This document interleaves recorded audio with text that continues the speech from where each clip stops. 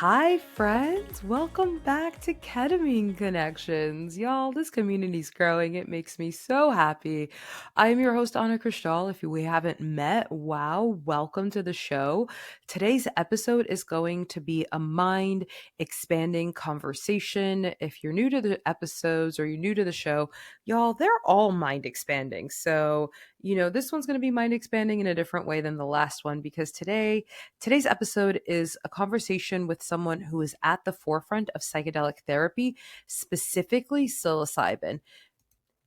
And if you're over here thinking, excuse me, Anna, this is ketamine connections, not psilocybin connections, then you're right. But here's the thing.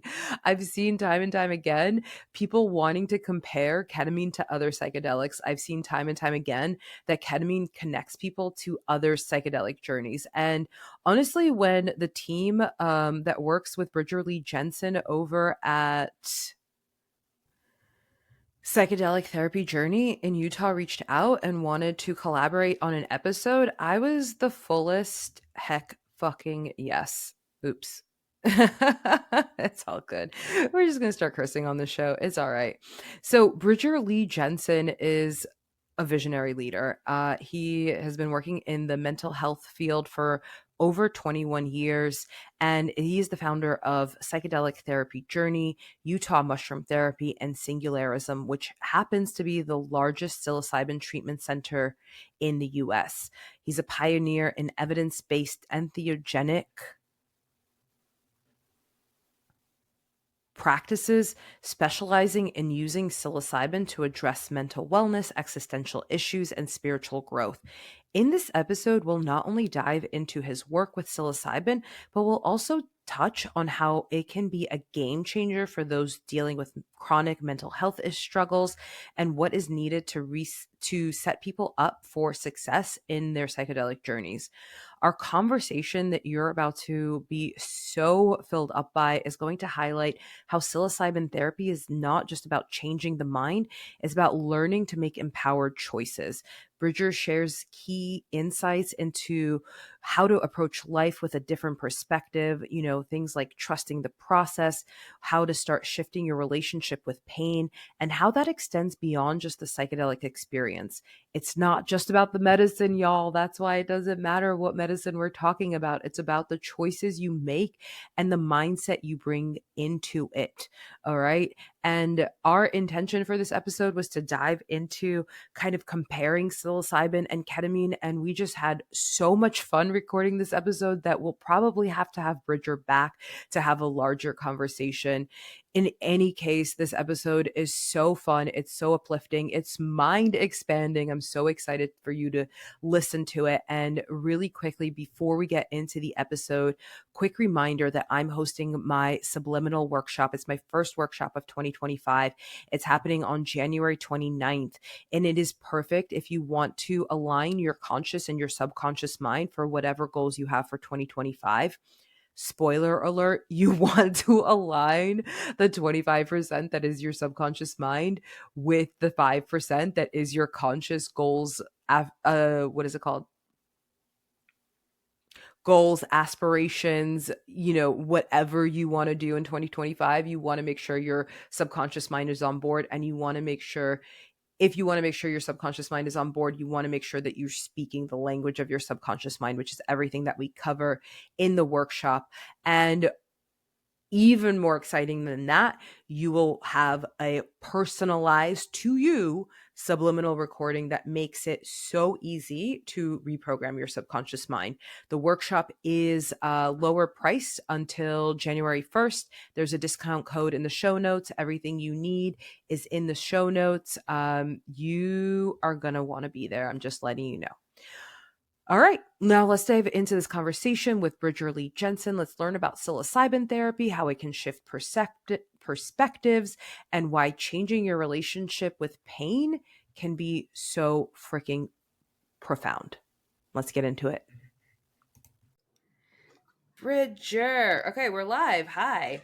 Hello, how are you? I'm great. So I did forget to mention one more thing before we hit record. I'll do the intro to you and the space that you operate in a different recording. Right now, we'll just jump right in. Let's jump And right in. amazing. The question that I always jump in with when doing interviews is, if you could tell you before you started all this anything, what would you tell them?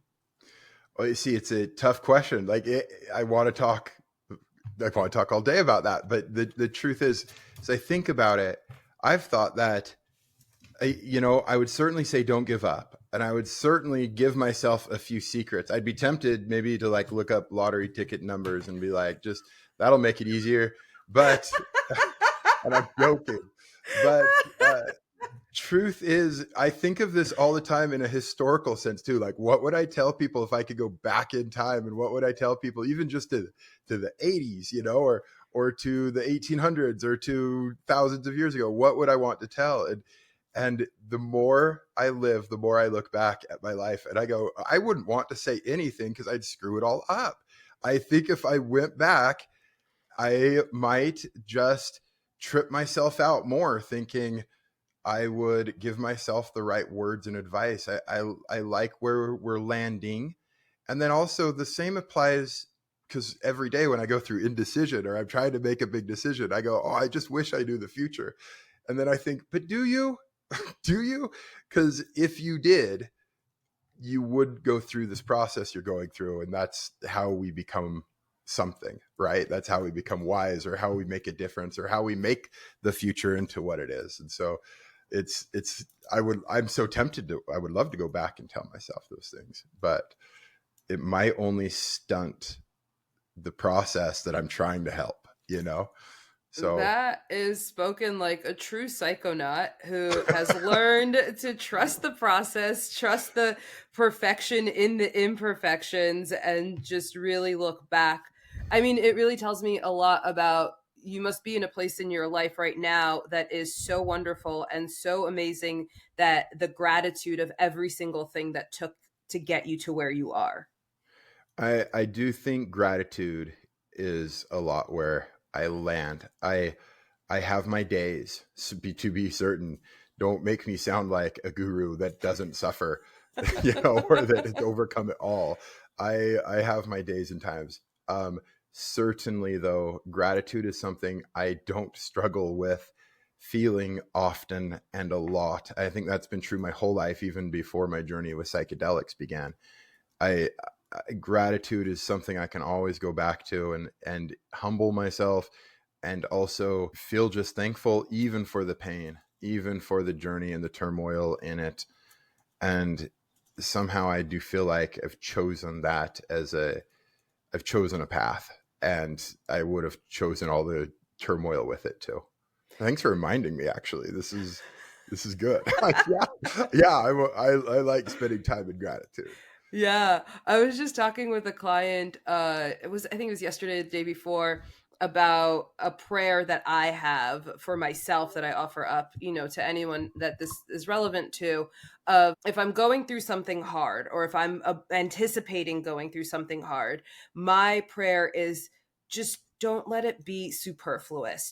Let it be for any reason. Like, if I need to go through the hard thing to get to the other side where the bliss and the joy and the amazingness and the new timeline of new potential is, like, great, like that stuff needs to get out of the way so that I could step into a bigger, fuller expression of my soul, of my existence, of my journey.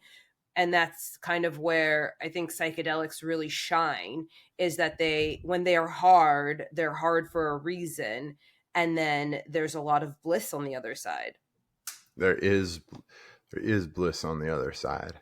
Absolutely. That's well stated. That's well said.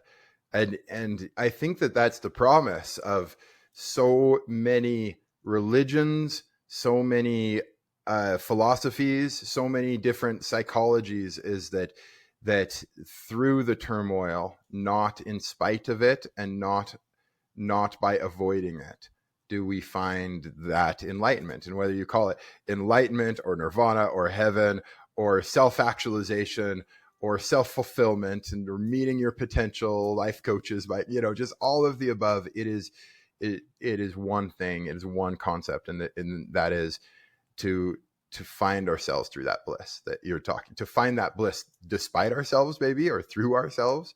And yeah, that's something. Well, yeah, you are fun already to just jump in conversation with. Like, you can go back and forth, like, and you get me thinking. I'm like, you're literally reminding me. You talk about integration. You're literally reminding me of my greatest journeys, and I'm like, yes. I have to close my eyes for a second and be like, yeah, that's where I was. I forgot about all that stuff in between then and this moment now. And so clearly you are somebody emphasizing integration and bringing those insights into our real world life. Like, right? That's, if I don't know you as well as I'd like to, and maybe I will in a few minutes, but it sounds like that's your mission.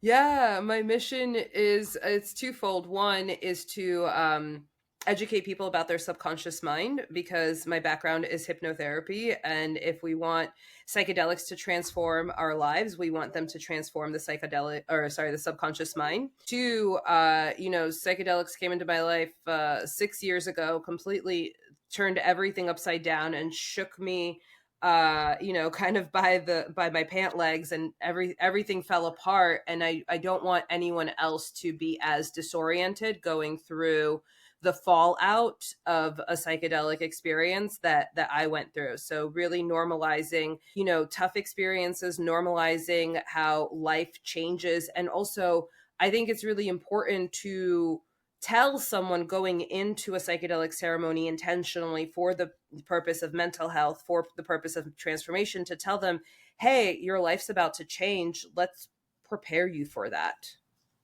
Okay. That is the goal, and that is a worthy and noble goal, like, if I've ever heard one. So thank you. And I think this is, what you were just saying a minute ago is a great segue into what are some of the transformations that you're seeing. Like, tell us a little bit about the clinic that you run. Tell us a little bit about the work that you're doing. I know it's primarily, I think it's all psilocybin that you're offering. Yeah.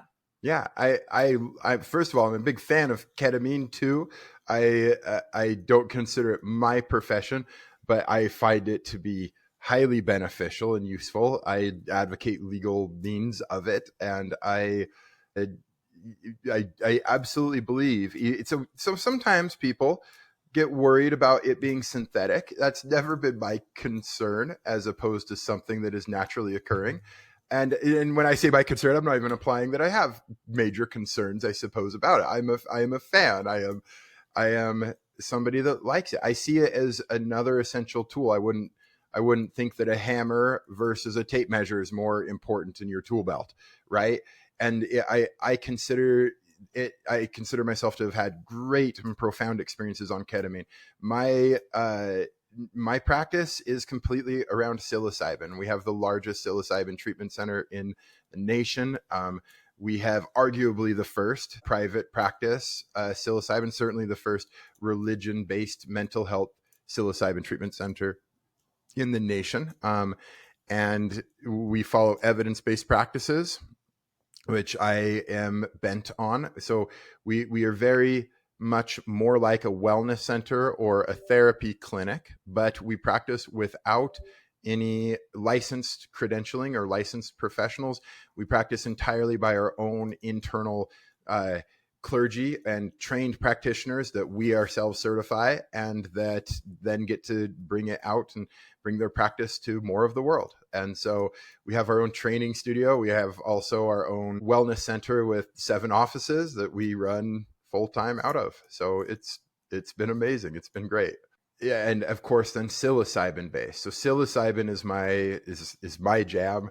It is where I've had the most amazing experiences, and I'm happy to tell you about them or share with you stories of others with their permission. It is a remarkable journey and a remarkable thing we've done here. So if you want me to tell you a little bit about the numbers, we can. I've been open now. So I've been in practice for about 8 years, wow. But it's been about 14 months since I opened this wellness center with the help of some of the greatest people you'll ever find on my team. Maybe I'll send you a picture, but a really wonderful team and practice behind me. And then the funny thing was, I always said, let's start by building the academy to teach people how to do this. And my team came back and said, we need you to build the gold standard model for psilocybin treatment first. Wow. And I was like, well, all right, I'm up to that challenge if that's what gets me able to teach. And then that's where we are today. So we've spent a year and more plus, it's, year and a half at least right now, just building the gold standard treatment center, modeling it off of clinical models, even though we operate with religious exemption. And so, yeah. That's incredible. And gosh, like what a dream to be able to, from a wellness perspective. So I mentioned, my background is hypnotherapy. What brought me to hypnotherapy was yoga. And, what brought me on this whole entire journey has been different wellness modalities. And that is the amazing thing that people get to benefit from when we integrate, right? It's the what is it? Albert Einstein, right? The thing that got us here won't get us there, right? We can't solve the problem with the same thinking that created it, right? And That's so right. people are coming to psychedelic medicine with a certain level of thinking, and then having to, or getting to, not having to, getting to change perspectives, change thinking, and that in turn changes your life. And that means that you also get to have different practices to support that, right? Alcohol used to be a big coping mechanism of mine. Now it's meditation, right? Or something else, right? It doesn't have to be so black and white, but really having a wellness center behind you that educates people, or offers, not even educates, offers like, hey, have you considered this other modality? I would love to hear, what are some of the offerings at the wellness center? Well, the wellness center, our greatest offering, of course, is to experience. Here, I have a little pamphlet I'll show you right here. It is that we help individuals unlock their potential through safe and guided mystical experiences using psilocybin. That is our offering. I want to add to that. I've heard different definitions for ego death versus ego disillusionment versus the mystical experience. And to me, it kind of blurs into some 3D like spectrum. And I don't mean, just a spectrum on a line, but it is all over. But these experiences that are so profound, spiritually engaging, life-changing, that offer insights, that is what we offer. And we have a unique way of doing it, but we stick within a lot of the same protocol you'd find at Johns Hopkins and Harvard universities. Having founded ourselves off of their clinical protocol, we now operate completely autonomously and with very similar, powerful like results that you find life-changing experiences. And so that's our value offering. That's what we help people experience and do.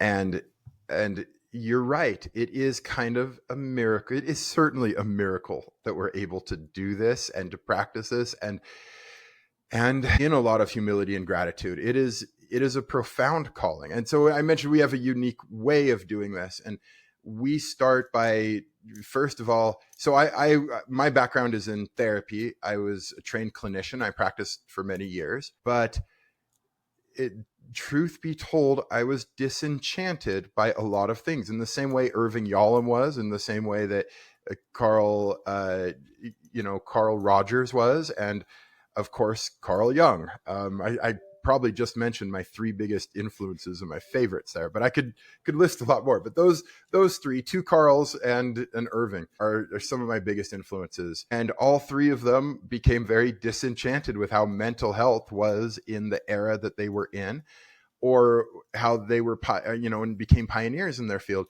And what I would say is I have been disenchanted with mental health, I think, so first of all, I love it. This is my life. I would do my master's again. I would go for a PhD now if I had the opportunity, or if it made sense. But I don't want to disparage the whole profession, but I also want to say we lose ourselves from the client in rigid note-taking and in boundaries, and in not being able to be personable and friend-like to them. And I see therapeutic advantage to that a lot of people talk about. Well, how are you supposed to keep the attention on them, for example? But to have a mutual agreement that we are both climbers on this mountain of consciousness or life, and that we each have something to offer one another. So the first thing we try to do is level the playing field, that we here are all, in a manner of speaking, journeying together. And I say that with caution, because some people go, well, do you take psilocybin with your voyagers? And I'm like, no. But we journey together through life, and we offer each other voyages, like what you would, I guess I want to say, with well intended purposes and with established intention and goals and protocol that keep people safe, but let us go deep. Yeah, for sure. Well, two things. One, I think I also found a lot of disillusionment with the classical mental health model that I was, put into when I was suicidal around the age of, I think I was 11 or 12.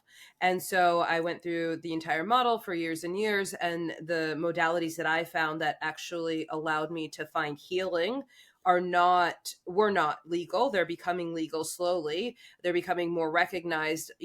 They're catching up. Science is catching up to my personal experience. I mean, think about how cool it is you just said that. Like, I had personal experiences that took me further than science or the best, most empirically based methods could have taken me at the time. That is a major statement in and of itself, right there. Thank you.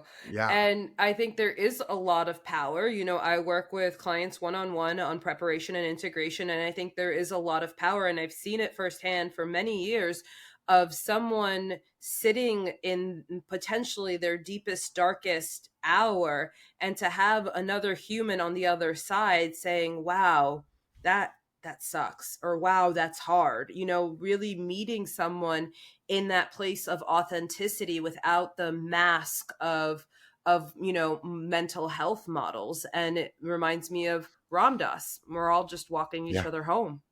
That is right. And that's why I founded the religion, singularism. We are one. We truly are. I know it sounds like the cliche. I grew up being like, oh, I'd like watch a hippie on TV that's like, oh, let's show a stereotypical hippie, and he'd have like a beanie and all the clothes or a vest or something with like beads on it, and they'd be like, we're all one, man. And I always watched that imagery, and I was like, oh. And when I came back from my deepest trips and documenting what I thought, and wrongly so, I was like just making discoveries, and I come back and I'm like, the summation of this is love one another. We are all one. Do unto others what we would do unto. And I'm like, well, that's what Buddha said, and that's what Jesus said, and that's what my mother said, and that is what I am supposed to be doing. And it seems like obvious advice, but we forget it. And so I'm with you on the all are one. Ketamine gives me that experience with certainty. Psilocybin, I mean, you've clearly utilized both. Is that right? Is that okay for me to ask you on? Yeah, your absolutely. show? Yeah, I'm pretty open about my psychedelic use. I've worked with most psychedelics. The only one that I have not worked with is iboga. And then there's obviously different stacks, right? In the psychedelic space, we talk about stacking is, for those that don't know, it's like the combination of things. So if you were to mix, for example, ketamine with psilocybin, which is something that I've seen offered out in the world, that would be a stack. So I've worked with a few different stacks. You were talking earlier about people having hesitations about ketamine being a synthetic or favoring psilocybin because it's a plant medicine. I find both, like you said earlier, so beautifully, they're tools, right? And synthetics are a tool. What I like to tell people, if they're asking for my opinion, is plant medicine comes with plant intelligence.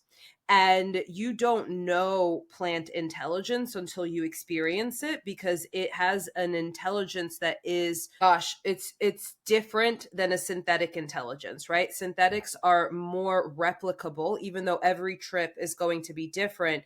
So if all psychedelics were legal in this country right now, I still see ketamine on the playing field having its role in this psychedelic renaissance. Absolutely. Well, I mean, do you want to tell me a little bit about the stack? or a little bit about the differences you see in these tools? So one between the other. Um, I don't, because it's funny. I have a whole episode about this. I think it's like one of the earlier episodes on the podcast of, I don't want to prime people for different experiences, right? I don't want to say you do ketamine. We set up expectations that way. And then Exactly. people feel, yes, absolutely. I see the advantage to what you're talking about.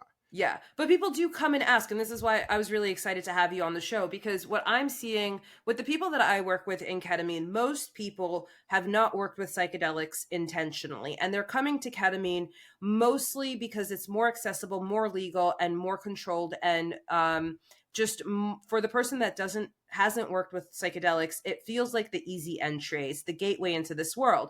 And then what happens is once they get into the world, they're like, well, now, right now I'm in the I'm in the mall. Yeah. I want to shop at different stores. And so then they're like, well, what about psilocybin? What about this other thing? What about this other thing? I heard about this ceremony and this ceremony. And what I always tell people 100% of the time is go to the one that you're called to. If you're being called to psilocybin, go there. If you're being called to ketamine, go there. Set the intention of, okay, I want to work with psychedelic. Which one's going to call me forward? Because we have a lot of centers in the US. I always advocate for the ones that are above board, because I've seen a lot of shady practices. I've seen a lot of stuff, and I talk about that openly on the podcast as well. Anyone can pick up a bag of psychedelics and call themselves a medicine man. And you want to have a certain protocol for making sure the person you're working with has some level of accountability, whether it's to the center they're working at, to a higher spiritual power, but something. Yes, absolutely. I have very similar protocol and requirements, and I have a thorough screening process. People come from out of state all the time to come and experience this with us. We're getting increasing amounts, but I think the bulk of ours is still, in state. But to prep them, to see them through the experience, and then of course to integrate afterwards, it truly is an art. And it truly is something that there are people whose skill sets are lent towards this practice and this art. And there are people that have, the voyagers that we have come in are the cream of the crop, salt of the earth, most wonderful people. And I mentioned earlier, we level the playing field, and the way we do so is, in part, we sit down and we have this discussion about how we're travelers, we're equal with one another. And in fact, if they're a mountain climber and we're a Sherpa, and we've helped other people climb this mountain before, but they're a mountain climber, and we treat them like a professional mountain climber that's coming in to climb a different mountain. And that's the role we take. And then we also esteem ourselves as scribes to people that are going to say the most wonderful words of wisdom and to understand themselves more deeply. And so we train to look for people that, to look into the words of the people that come to us for their inner guru and for their inner prophet or high priestess or priest or whatever they are, that their highest self, and to extract that from them, to extract their highest solutions to their own problems, and then to figure out why they have not, though they have known these answers for themselves, what has restricted them from achieving those goals thus far, and then to address those things. And that is proven to be a very effective model. So when I mention these words that they say, we call them the aphorisms. They are the words that they give us that indicate that there is a guru or a self-actualized person that's met their potential within them. And we document those and esteem it as so when I mentioned note-taking earlier, I'm not a fan of how we take notes nowadays in the field of psychotherapy. We are documenting. It used to be an art. It used to be that people would take notes for the benefit of the person that has come to them for help. And now we are taking notes for the insurers and for the companies behind, and to protect ourselves against litigation from the very people that have come to us for help. And it's a very sad and ironic place to be in. And so one of the things we've done different is we esteem our note taking as something akin to finding the deepest person within them, akin to scripture. Like when I say that I felt, I came out of the trip and I was like, oh my gosh, we've got to love everybody like ourselves. And I was like, okay, well, that was something, when you're reinventing cliches, let's say it this way, when you're reinventing cliches and discovering wisdom, like something takes your breath away and you literally lose your breath. Maybe it's a cliche. It took my breath away. Yeah. But when you have that experience where something literally takes your breath away, instead of just using it as a cliche, you're having a transcendent human experience that other humans have fallen upon. That's why they're cliches, because there's something down within us that experiences this together. It's a unifying factor.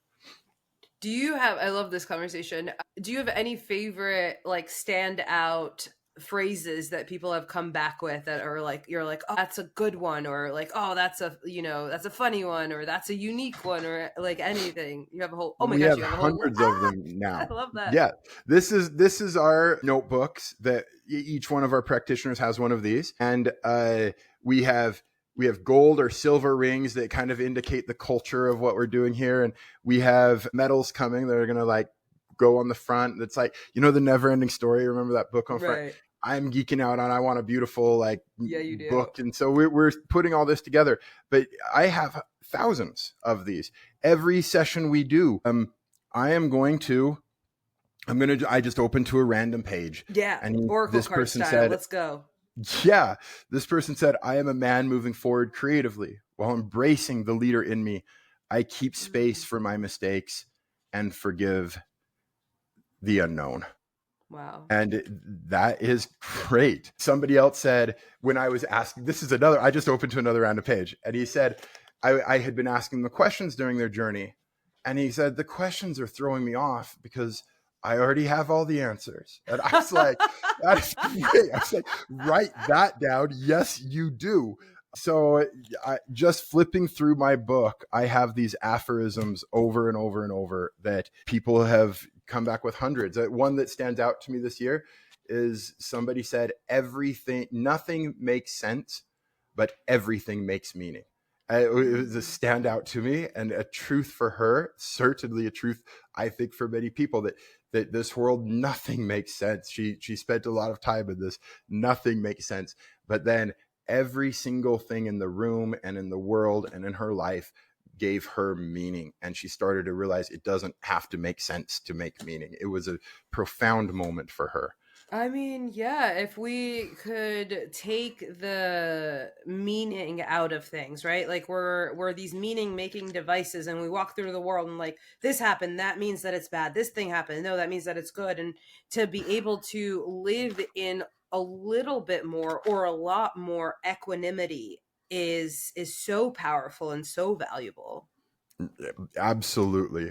I'm tempted to just keep reading these to you. They're so beautiful. So this is what I get stoked about, is the notes that we take. I do esteem as our contemporary modern scripture, if you will, because I feel like they are the wisdom of the deepest recesses of people's minds. Think parts of themselves that they have themselves suppressed so that they can learn from others. I think that we want to learn from others. We are hyper social creatures, and we want to learn so much from others, we end up suppressing our opportunity to learn it ourselves.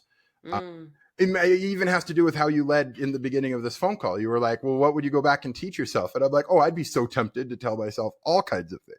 But in the end, I would even suppress me in my anxiousness to learn from my future self, which I would like to talk more about. The experience of speaking with your highest and future self, your potential, that is part of a mystical experience to me, or realizing like a common experience. And I don't want to disparage people that have had this experience and it meant so much to them by calling it common, but they're in this realm having these amazing visions, and they are speaking with a guide or a past self that is an amazing oracle to them. And as they are speaking to this oracle, they want to know, well, who are you that's guiding me around this world? Oh, you're smiling. Why do you smile? Why do you already know where I'm going? You tell me, who is the oracle? I mean, gosh, it's, you said it earlier, right? What did you, I forgot the exact words you said. High priestess, higher self, God, goddess, universe, source. Like, it's the name of a thousand names, right? It's like Yes. whatever resonates with you. And I think they're all the same. I had this, realization a couple of years ago, and I haven't been able to put it into words. What I love about psychedelics, so many things, and one of them is that when you work with them and you learn how to work with them, you unlock ways to not have to work with them, right? You unlock ways to like bring the psychedelic experience into your everyday life, right? I don't Yeah. need to take a substance it's creating a pathway, right? It's like, oh, the psychedelic, whatever medicine it is, it doesn't even really matter. It forges a path. Well, great, if you continue walking on that path, you can go there by yourself. And so a few years ago, I was going through a really hard time, and I was crying on the couch, just having a pity party. It's all good. I love a good pity party every so often, and it's very indulgent. And I was indulging in a Familiar pity to me. party. Yeah, I'm with you. I'm with you. You gotta Okay. feel it, man. You gotta feel No, it. So it's I'm feeling all the yeah. feels. I'm on the couch, and I feel like this. I don't know if I heard it or felt it. We all have different strengths of like visual, auditory, kinesthetic, right? I don't remember how it came through, but this being, this energy, we'll call it an energy, this energy came through, and literally it felt like the most nourishing, nurturing, like, hey, like, you're gonna be fine, everything's gonna work out. And it just said it in a way that cut through the crap, cut through the pity party, the same way that psychedelics do. And I had this at the same time. In that time of my life, I was doing a lot of inner child healing, so I was going back and reprocessing my childhood from a more evolved, healed place. And I realized, right, time is not linear. We think it is because we live in the Newtonian age of physics. But I realized that the same way I go back to my inner child and reprogram those memories, because memories are malleable, my future self came to me into this moment. It was just like, That's it. yeah. And it's, Right, that's it. Right there. The experience I was beginning to talk about is when your highest self visits you and speaks to you, and it is so beautiful and wonderful and humbling, and they love you so deeply. And then to learn that this is your highest self, your potential, your self-actualized person, the spirit of you, you might call it. And if you're an atheist or agnostic person that doesn't want to believe or doesn't believe, or perhaps you're right about it, I don't know, I don't want to disparage that, but I want to say having that experience is humbling to the core. And it also, I imagine that moment you were having on the couch and you were having your party, right? And you were having that party. I mean, what did it do for you in that moment? Like, how did it change you? I want to guess. That's the conversationalist in me. I want to guess, but the therapist-y part of me is like, well, what did that do for you to see yourself in that state while you were in the pity party state? I mean, guess. Yeah, go for it. I love a good guessing I would party. say it brought hope to you. It brought empowering to you. It brought you confidence to fight through what you were going through in that moment, and it reminded you of who you are and what you have to be grateful for. Those are my guesses. Is that anything like it? Yeah, that's pretty much it. Let me think back what happened on that couch. It made me feel less alone because I had a witness. See, that's why I didn't want to guess. That was a better answer than anything I just said. That was exactly it. It made you feel less alone. Yeah. Oh, I love it. Keep going. Yeah, less alone, witnessed, heard, seen, and then held to a higher standard. Because I think it's really basic to catastrophize, and the subconscious mind, listen, you could say God, you could say goddess, you could say priestess, you could say priest, you could say anything. You could also say subconscious mind, because when you look at the science, the subconscious mind has the same mechanisms as these higher sources of power. And the way that the subconscious mind works is that it says you're right. So if you say this is hopeless, there's no hope here, I'm desperate, why bother? The subconscious mind says Yes, you're right. But if you have that moment of just like, oh my God, I'm overwhelmed with grief, I'm overwhelmed with difficult emotions, everything sucks. How the heck am I going to get myself out of this mess? And then energy comes through that I don't really even care what it is anymore. The energy comes through and says, it's okay. Then the subconscious mind goes, okay, yeah, you're right. That's right. That's right. Just like, amen. Um, we people don't often people disparage the concepts of meditation or prayer, or if not disparage them, then rule them out as, okay, well, what's that going to do for me, and how is that going to help? And my thought is that when we align, and that this is why these entheogens are so essential, and I do mean essential for many of us, like me. I think I'm a tough nut to crack.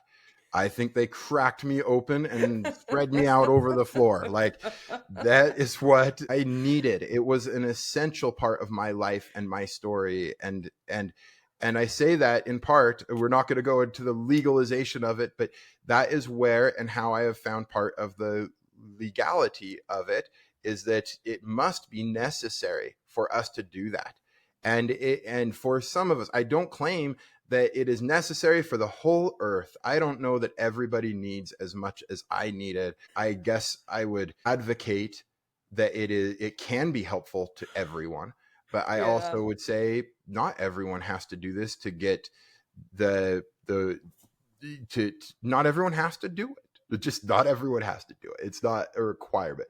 But for me, absolutely, it's a necessity. It was a necessity for my own well-being and enlightenment and spiritual pursuit, my existential angst, and my interaction with these worlds and deities and dimensions.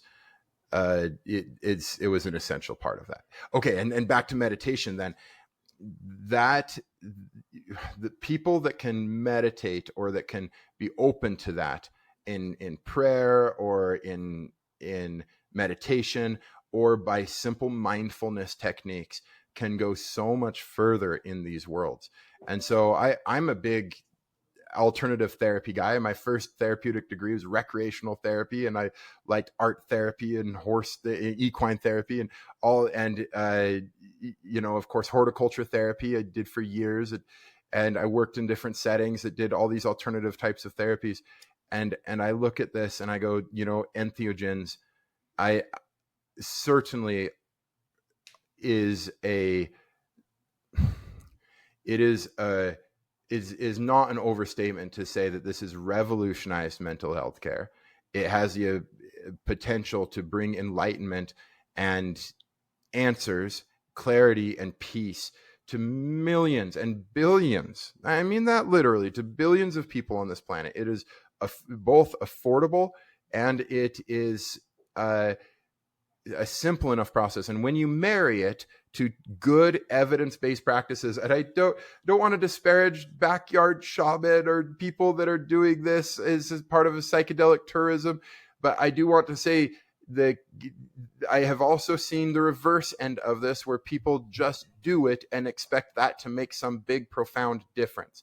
It must be married to, if you want to use it, if your intention is to use it to better your life and solve existential crises, and to truly use it to improve or change your life, and maybe more important than change who we are, but to reveal who we really are and to embody our intentions and align them with our behaviors, it must be married to actions and intentions and sessions that are outside of that moment that you're experiencing those great profound insights. Meaning, marry it to evidence-based classical models of change, and that is where people get the impact from. Integration specialists like yourself, is that right? And therapeutic clinics that do it right and don't just dump the psilocybin on you, in my case, or ketamine on a patient in other treatment center cases, but that follow through and help you meet your goals and have those insights. The insights we're talking about now, like that beautiful vision you had on your couch. That's right. That is a beautiful, and I had a similar one, the Rolling Stone covered recently, where I found myself at the statue of Alice in Wonderland in Central Park after walking around for 16 miles up and down Manhattan. And I spent the night at the statue just pleading with the universe. And I esteem that spot as a temple of my own.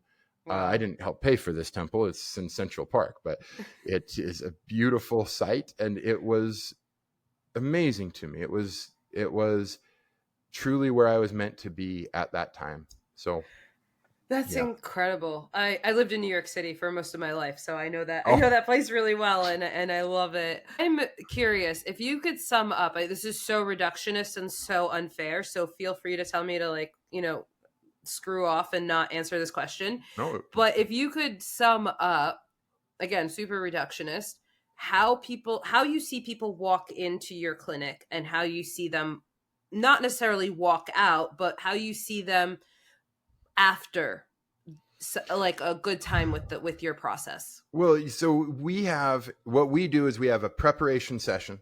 We have a guided session. I put 2 fingers up for guided because it's twice as many hours, a lot more. And then we have our follow-up rounds or integration sessions.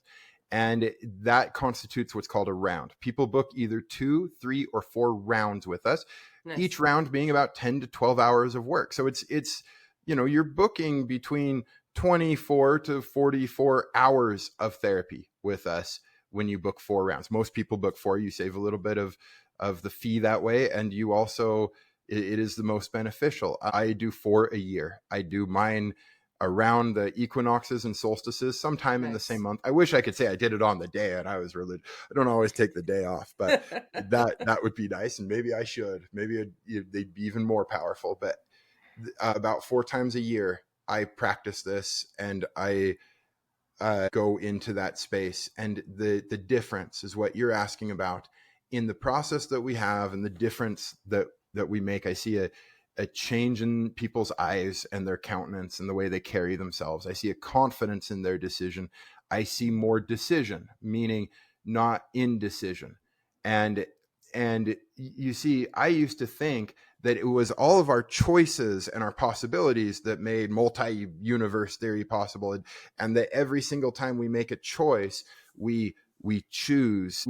Every time we make a choice, it branches off. And there's one universe where Bridger made this choice, and there's one universe where Bridger made this choice. But I've actually started to have this year the insight that actually it is not just our indecision that makes all of the universes spin off from our minds. It's actually our decision and our certainty. We'd call it the certainty principle. When we become so certain that we're as certain about our decision as water is that it's going to flow downhill, when we are that certain, we close off all of the different possibilities of different universes, and we become one with all of those universes, Bridgers, that made this decision. And so just as important as indecision is to creating, decision and certainty is. So I see it as a balance between certainty and decision. Like certainty meaning we know what we're going to do in every circumstance of that case, and indecision being a creative power in itself, where if I made this decision but I could have made another one in another way. And how I would say people where we are in this place struggle a lot with mental health and wellness that creates great indecision. And to become more certain about ourselves, our lives, and our identities, that's the biggest difference I see people open up and face fears that they had never faced before. Stop avoiding things that they had avoided for years before. And I say I absolutely need to include myself on this too. I become more certain about my path, and I become more decisive and confident and see myself better. It's absolutely true for our practitioners. And there are so many people. I suppose if I want to say another thing of how people get there, people are lonely, people are neglected, people are profoundly neglected, and it doesn't take much to see them. And when they see that you see them, then we are truly integrating correctly and seeing, I would say integrating meaning as the practitioner. And when you can see them, then you can help them to be able to integrate their highest self into their life. But you have to see it first, and then maybe just as importantly, nearly as importantly, is that they see that you see it. They see you see them, and they go, if this is important, I am an important enough person to be seen. It gives them the confidence to continue their journey inward instead of looking for answers outward. Exactly. And so that's my experience. Yeah. No, it's so true. People have a high bullshit meter. People know when someone is just not honest, not authentic, and again, it's happening on a subconscious level. We're always reading each other, we're always reading the world around us. Our subconscious mind takes no days off. It is there 100% of the time, and It's processing way faster than our conscious mind. And people have a high bullshit meter, and in a world where we are told, oh, you need, right, keeping up with the Joneses, you need this house to be happy, you need this car to be happy, you need this lifestyle to be happy, and people are looking at those people going, bullshit, I call bullshit, you're the most miserable person I know, sometimes, not always.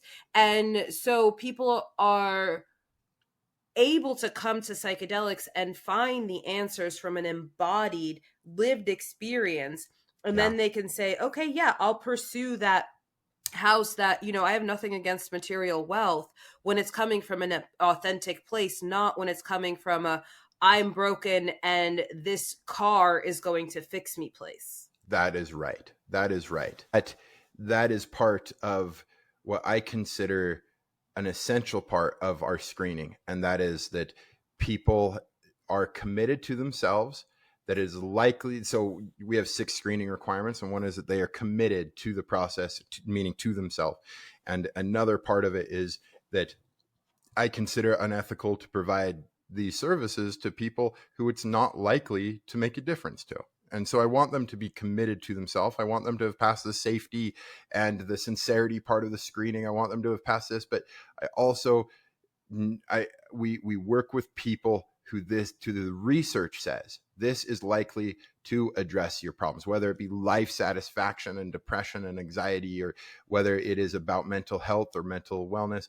Psilocybin has been shown to profoundly impact people and make profound changes, especially in regards to having mystical experiences with the ones that they love the most, and ego disillusionment, the ego disillusionment experience. But if we wanted to talk about bringing those constructs down so that they can see what they have been hiding and what their shadow has been oriented towards, and what and how to love their own shadow, and then to integrate their shadow, that is what makes the biggest difference with people and what people come here to do. So that is the perfect place for us to end. Oh my gosh, that was amazing, Bridger. I have one more comment I want to draw attention to. Yeah, and that is how fun it is that we have like the same level of curliness on our heads.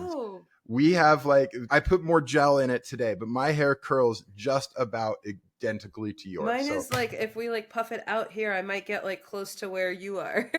Well, that's fun. And I also wanted to say, for all of your listeners, I have 75% off an initial consultation, which just makes it $48. Wow. And then we have 15% off any one of our full booking packages if you want to continue from there. And your consultation fee goes towards the packages. And I set up the code and a connection.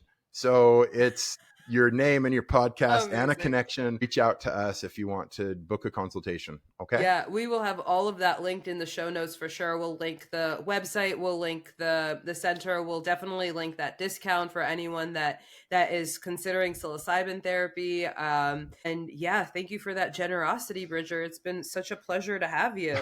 Absolutely. Let's do this again sometime. I would love that. Heck yeah. How great. Well, anything else you want to know or anything I can do for you? I will stop. Thank you so much for joining me on this episode of Ketamine Connections. I hope you found our discussion insightful and empowering.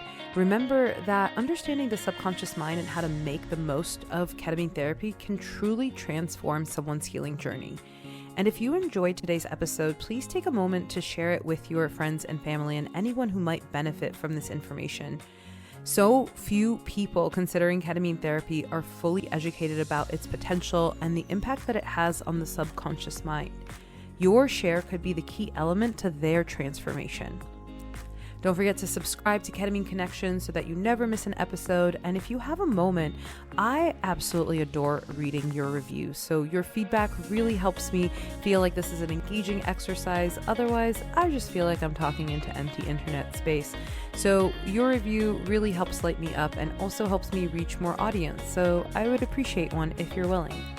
And please use the link below to submit any questions or topics that you would like covered. I cannot wait to hear from you and to co-create this journey together. Until next time, keep exploring, stay curious, and embrace the possibilities that are available in this moment right here, right now. Thanks so much. See you next time on Ketamine Connections.